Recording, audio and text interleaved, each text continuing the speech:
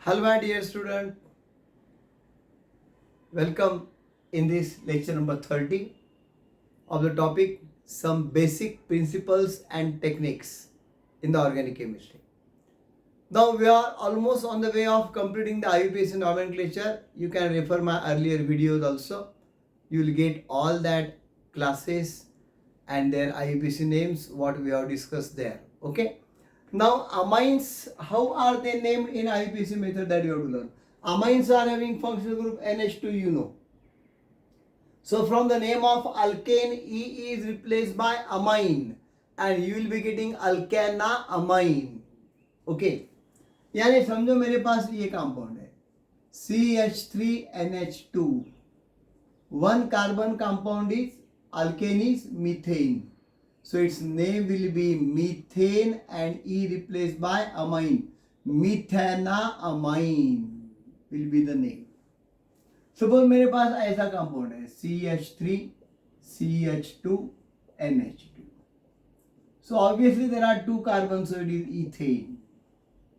E replaced by amine, ethanamine. Suppose that I am having this CH3, CH, CH3, CH2, NH2. How you will write? Numbering should be started from nearest end of amino group, this branch, this functional group. So number 1, number 2, number 3. It will be 2-methyl propane. E निकाल दिया है -1-amine propanamine. समझे मेरे पास ऐसा compound है that CH2 NH2 CH2 CH2 CH2 NH2. तो इसका नाम क्या आ जाएगा? Obviously there are two amino groups, same functional group.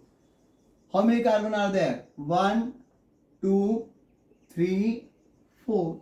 So that is butane. In such case you have to write the name butane completely and then dash 1,4 dash diamine. Butane 1,4 diamine. Simple है. यानी whatever the functional group may be there, you can write it very easy.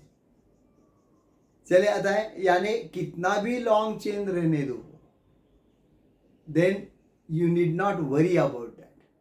बाकी के जो उसके branches है उसके number तो देते जाओ. Suppose that this is NH2 I have written and I have written one branch here, one branch here, one branch here. अब देखो इसके नाम क्या आ जाएंगे. अब ये 2 लाइन जंक्शन वाला क्या हो गया CH2NH2. ये 3 लाइन जंक्शन वाला CH3. फिर ये 3 लाइन जंक्शन वाला CH3. फिर ये 3 लाइन जंक्शन वाला CH3. देन 2 लाइन जंक्शन वाला CH2 एंड टर्मिनल CH3. देख लो आप CH2 CH CH3 CH CH3 CH CH3 CH2 CH CH3 CH CH3 CH CH2 CH3. Count the number. Numbering should be given from nearest end of functional group. Number 1, number 2, number 3, number 4, number 5, number 6. देख लो आप. There are 6 carbon. So hexane 1 amine it is no doubt. पर branches देखो कितने हैं? 3 branches हैं. Which are that 3 branches? 1, 2, 3. तो क्या आ जाता है 2,3,4 डैश ट्राइमिथाइल. क्या नाम आ रहा है? That 2, 3, 4 trimethyl hexane -1 amine. Hexane 1 amine. 2, 3, 4 trimethyl hexane 1 amine. So whatever the classes we have seen, my friends, you go through them very properly and you will find that the nomenclature system is not at all difficult there. Again, in the 12th science, for every class we shall have to learn the IUPAC nomenclature. अब देखो अगर cyclic compound आ जाते then how to write the name of them. अगर मेरे पास alicyclic compound है कुछ, तो उसका नाम अगर देना है तो क्या करेंगे? हाउ वी कैन राइट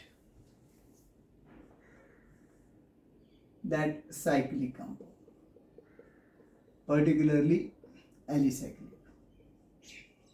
अब ये तो फंडा हमको मालूम है, ये सिंपल है. ये क्या हो गया?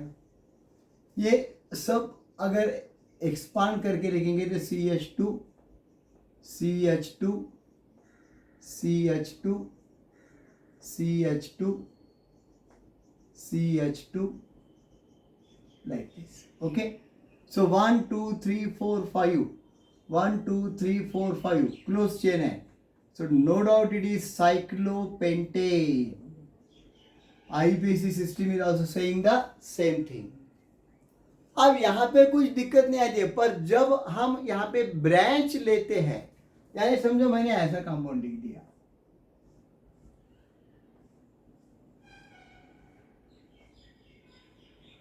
CH3, तो क्या आ गया है? No doubt this is methyl cyclohexane. जब 2 या 3 ब्रांचेस रहेंगे तो हमें नंबरिंग देने की जरूरत है.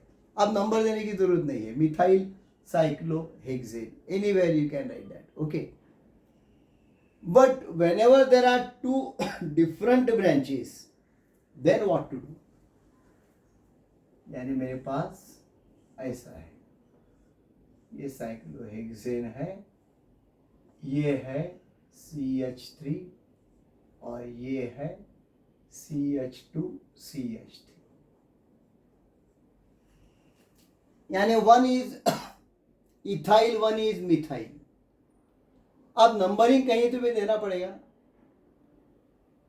सो there are 2 possibilities there. Somebody may write the number from this. Number 1, number 2, number 3, number 4, number 5, number 6. And then its name will be 1-ethyl -3-methyl cyclohexane.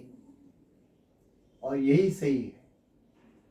Whenever 2 different branches are there, numbering is started in alphabetical order. Alphabetical order of alkyl group. Okay? यानी E पहले आता है, so numbering is started from that. M बाद में आता है, तो number is given later on. बहुत easy है. पर समझो मेरे पास कुछ ऐसी हो गई condition, then this is and then this is and then this is then this is. ये क्या है एक्चुअली? अब इसको अगर हम लिख देंगे तो हमें मालूम है ये क्या है. दिस सीरीज, ये है CH3, ये भी आता है CH3, ये आता है CH2, ये आता है CH3. ओके, अब अल्फाबेटिकल ऑर्डर से हम जाएंगे. सो you may say that sir you have to give number 1 to this, number 3 to this. पर यहाँ पे रूल फिर एक बार चेंज हो गया है. अब रूल क्या बता रहा है? Now in this case alphabetical order will not work, but the carbon who is having more number of branches should be considered first. यानी इसको एक ही ब्रांच है, इसको 2 ब्रांच है. So write this as number 1, this as number 2, this as number 3, number 4, number 5, number 6. ऐसा क्यों नहीं देंगे नंबर? 1 2 3 4 5 दूर जाएगा ना वो. Summation of the 2 substituent carbon number should be minimum, तो यहाँ पे 1 और 3 4 मिनिमम है, वो लीजिए. So numbering start from this. So now it will be named as 3 ethyl -1, dimethyl cyclohexane. ये दो अलग अलग रूल्स अच्छी तरह से ध्यान लो, अच्छी तरह से समझ लो. अगर दो एक ही ब्रांच है different, then select the numbering from that branch which is alphabetically coming first. And if there are two different branches, no doubt, but alphabetically also different names are there, no doubt, then in that case, if one of the carbon is having more number of the branches, select that. तो ये अच्छी तरह से समझ लो. और मैं बता रहा हूँ आपको, वीडियो का बहुत फायदा है आपको. Again and again you can rewind it, and again you can learn it. So many times you can revise. और वैसा मेरा चेहरा भी बुरा नहीं है, बार बार भी देखेंगे, डेफिनेटली आपको इंस्पिरेशन ही मिलता रहेगा. सो since last 40 years my friends, I have been doing the same thing. 1982 में मेरी जर्नी चालू हो गई कोचिंग क्लासेस की. Now 2022, 40 years are completed. तो इस 40 साल में बहुत कुछ ज्ञान बटोरा है. और अभी भी मुझे ऐसा लगता है that even the remote student, remote area में जो है, रूरल एरिया में जो है, जहाँ तक आज नेट पहुँच गया है, यूट्यूब जाता है, जो स्टूडेंट्स पर्टिकुलरली बाहर सिटीज में जाके क्लासेस नहीं कर सकते हैं, they definitely if they will learn through these lectures, I am sure you will get benefited in any condition. और मैं बार बार बता रहा हूँ, दो टाइप की वीडियो है. 11वीं केमिस्ट्री के लिए है और 12th केमिस्ट्री के लिए भी है. ये बोर्ड पैटर्न को भी काम में आते हैं और नीट पैटर्न या सीईटी पैटर्न, जेईई पैटर्न को भी काम में आ सकते हैं. I am sure if you learn through these videos properly, you will be able to get benefited very properly in both the patterns of the exam. तो ये मेरे केमिस्ट्री के जैसे 11th और 12th साइंस के हैं, वैसे ही मेरे बायोलॉजी के भी 11th और 12th साइंस के लेक्चर्स हैं.